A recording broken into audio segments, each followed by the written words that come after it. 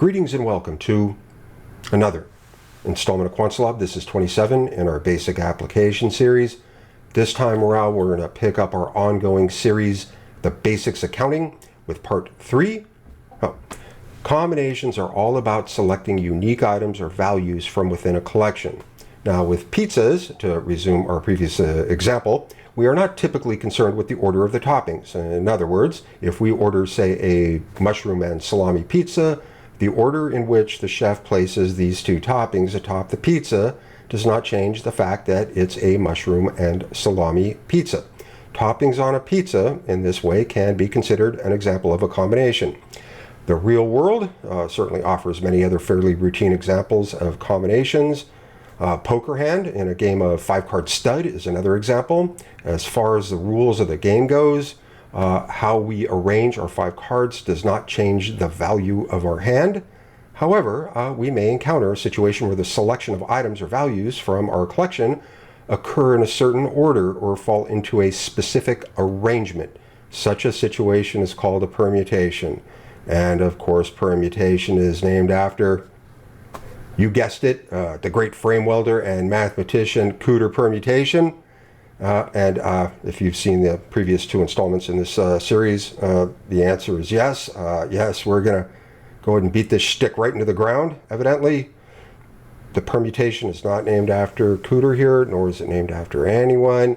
But the good news here is that if you've ever wondered what sort of comedy writers you can hire for $10 and a Batman Pez dispenser, well, there you go. Wonder no more. Keep this thing moving forward here. So let's consider an example of a permutation. Suppose we have 7 track finalists that are going to compete. And in the usual spirit of such competitions, first place will be awarded the gold medal, second the silver, third the bronze. The question here is, how many different ways can these 7 competitors medal? This should feel similar to a combination, except here the arrangement of the 3 winners matters.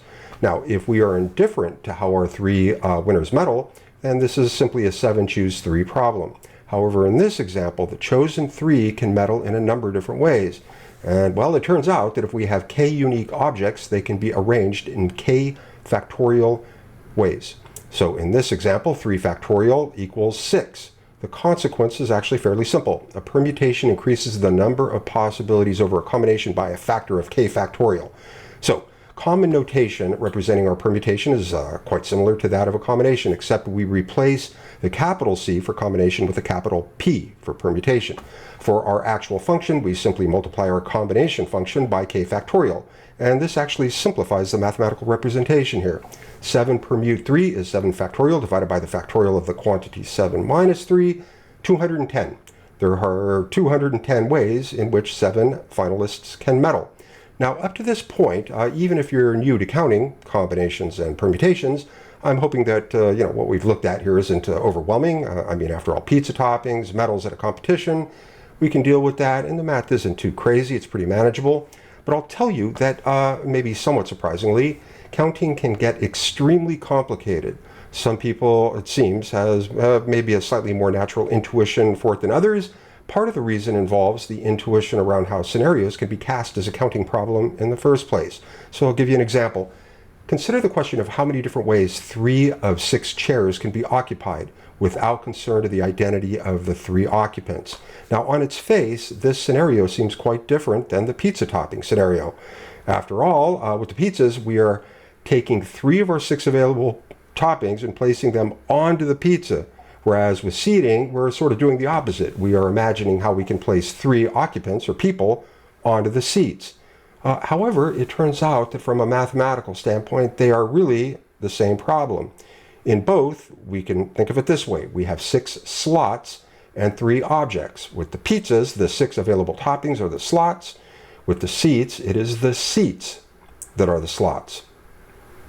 And that's it. That's going to do it this time around. As is always the case, thank you very much for tuning in. I really do appreciate it. Don't forget to stay tuned for more QuantSlab.